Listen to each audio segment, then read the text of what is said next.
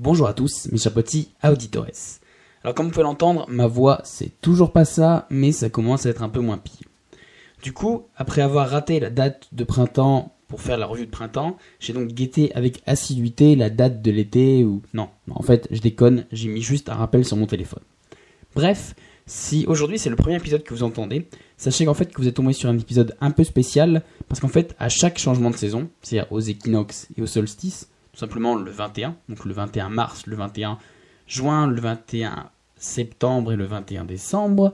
Donc du coup, en fait, je fais un petit épisode, une espèce de review, voilà, où je vous donne juste mes recommandations de trucs à lire, à écouter, à essayer et à regarder.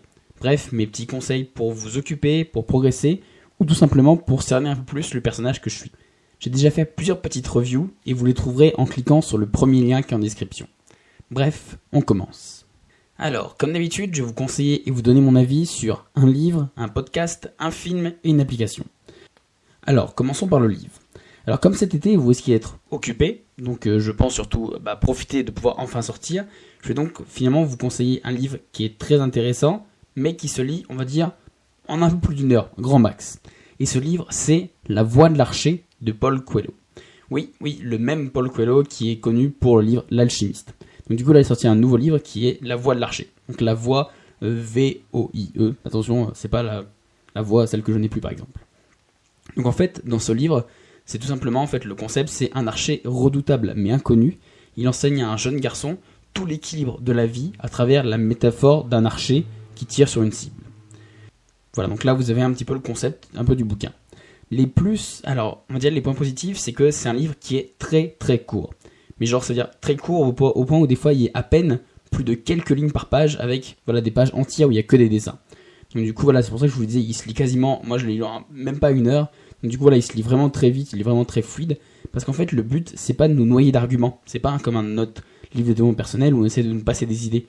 En fait, là au contraire, c'est plutôt de nous faire vivre une expérience, de nous plonger dans la métaphore pour vraiment, en fait, au bout d'un moment, vous vous rendrez compte, on a vraiment l'impression de tenir les flèches entre ses mains et d'avoir l'arc entre ses doigts, on a vraiment l'impression d'y être. Parce que finalement, le but immersif, qui je pense est le concept du livre, il est parfaitement rempli.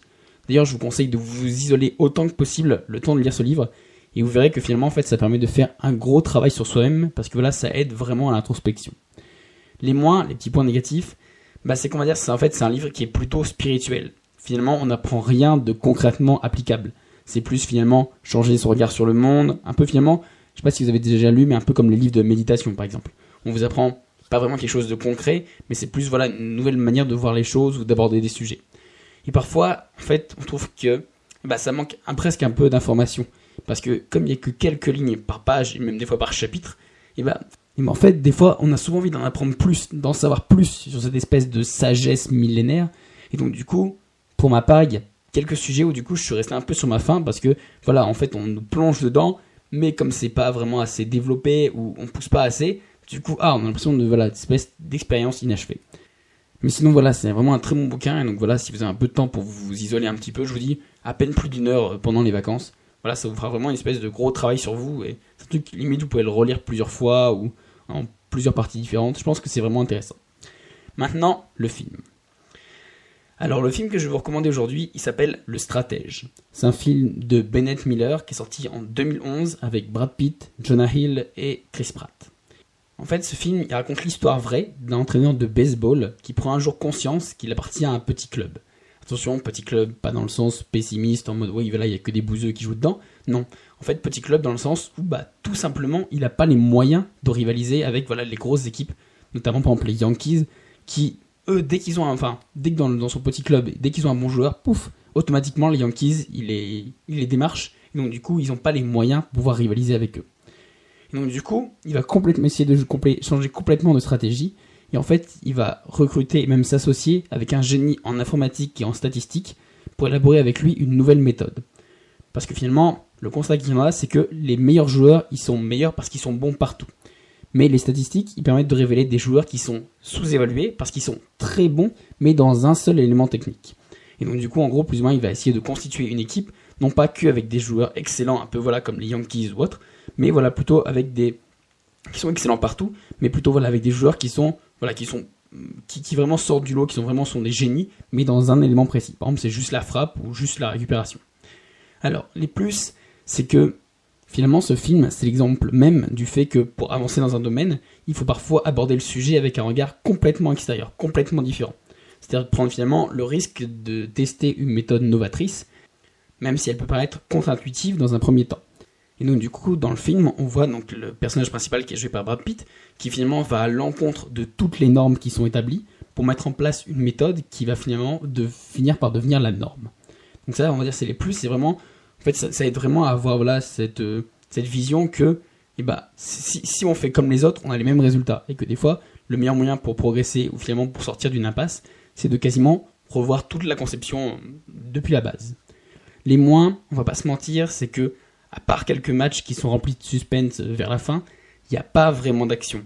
Parce qu'en fait, comme son nom l'indique, c'est surtout un film qui est centré sur la stratégie sous-jacente, plus que sur le baseball en lui-même. Donc voilà, à part quelques matchs qui est un peu à la fin, c'est surtout en fait plus sur l'aspect un peu, genre presque psychologique de se dire comment est-ce qu'il aborde le problème différemment. Donc du coup, c'est plus un film qui va vous pousser à vous remettre en question votre façon de penser, qu'un film d'action avec des explosions et des coups de gueule sur tous les plans. En gros, c'est pas Michael Bay qui l'a réalisé. Maintenant, l'application. Alors je vous le dis tout de suite, pour le conseil du jour, j'espère que vous aimez l'histoire. Parce que l'application, elle s'appelle « Ce jour-là ». Le concept, il est très simple. Chaque jour, vous avez une sélection de tous les événements qui se sont passés à la date où vous êtes. Par exemple, si vous êtes le 14 juillet, il va vous parler de la Bastille, et si vous êtes le 24 août, il va vous parler du massacre de la Saint-Barthélemy. Donc du coup, vous voyez un peu le concept, c'est juste finalement de se dire, en fait tout est dans le titre en fait, c'est de se dire qu'est-ce qui s'est passé ce jour-là, de quoi plus ou moins on fête l'anniversaire. Alors les plus, c'est que finalement ça rend l'histoire ludique et divertissante, parce que chaque jour, il y a de nouvelles histoires, de nouvelles anecdotes. Donc certaines histoires qui sont connues, qui sont un peu la grande, mais des fois vous savez, c'est les petites histoires qui font la grande, les petites anecdotes. Et puis en fait finalement, je trouve que ça change parce que ça évite, comme c'était un bouquin où finalement un pavé un peu façon Le Monde, où c'est sur un article sur un sujet précis, qu'on vous jette un peu comme ça, et voilà, un truc énorme. Ben non, là en fait, parce que finalement, le plupart du temps, c'est des petits articles qui sont très courts, et qui vous expliquent et vous décrivent un fait marquant, dont voilà, vous faites l'anniversaire aujourd'hui. Les moins, déjà, si vous aimez pas l'histoire, c'est mort, parce que forcément, ça va pas vous intéresser. Et puis après, forcément, parce que sur les milliers d'années de l'humanité, tous les jours, il s'est passé des dizaines de faits marquants. Alors certains jours, c'est que des petites histoires, il s'est pas passé grand-chose ces jours-là, et d'autres fois, en fait, c'est complètement l'inverse. Il y a trop d'événements marquants le même jour. Donc voilà, vous avez, en plus, si vous mettez un peu une espèce de petite frise chronologique pour dire, toutes les choses qui sont arrivées ce jour-là, eux, ils vous font quand même une sélection, ça, je trouve que c'est quand même pas mal. Ils vous font une sélection, des principaux, des plus importants. Mais, donc du coup, on va pas se mentir, après, il y a toute une grande liste de trucs qui se passent tous les jours. Donc si on veut vraiment pousser le truc au fond des choses, c'est assez chronophage parce qu'il y a vraiment beaucoup de choses d'un coup.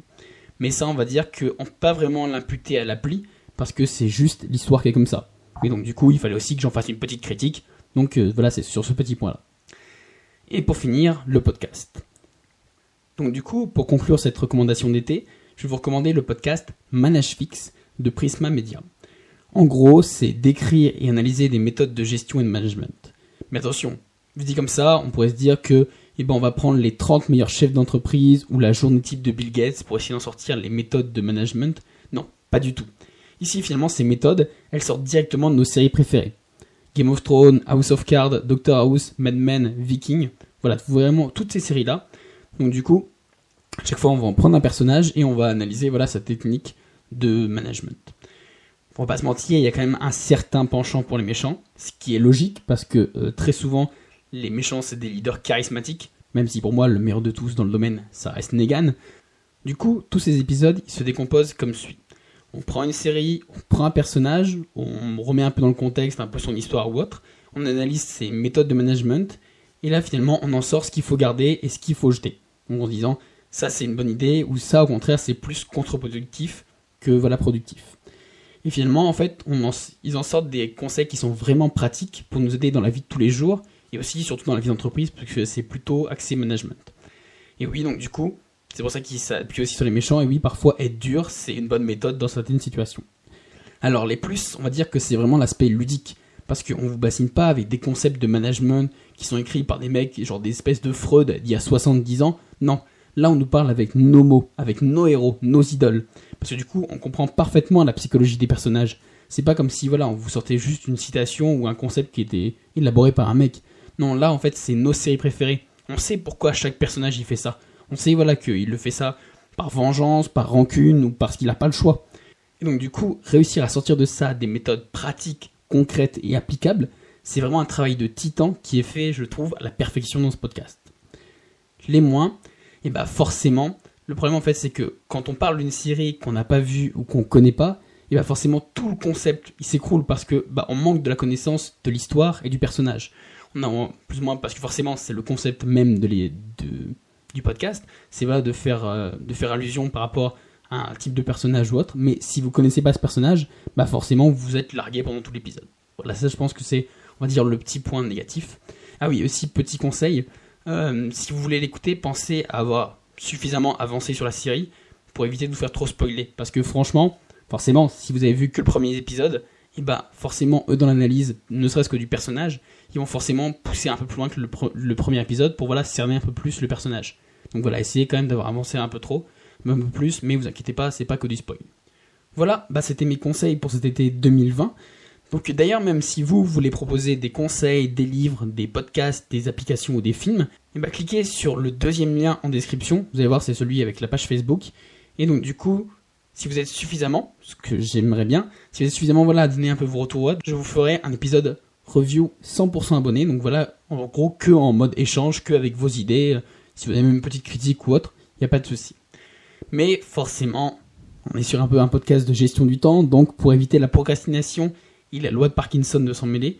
Du coup, je vous laisse jusqu'au 14 juillet 2020 pour vous m'envoyer vos avis. Voilà, dites-moi vos petites recommandations ou autres. Donc du coup, pour ça, cliquez vite, comme je l'ai dit, sur le second lien qui est en description pour me donner vos avis. Du coup, j'espère avoir beaucoup de retours de votre part, voilà, pour pouvoir étayer cette espèce d'épisode de bonus 100% abonné, et que mes conseils pour cet été vous auront plu et inspiré, voire même les deux. Et du coup, quant à moi, je vous donne rendez-vous mercredi pour un prochain épisode d'Electron Penseur. Si j'ai toujours assez de voix, mais ça devrait aller. Et d'ici là, bonne fête de la musique à tous.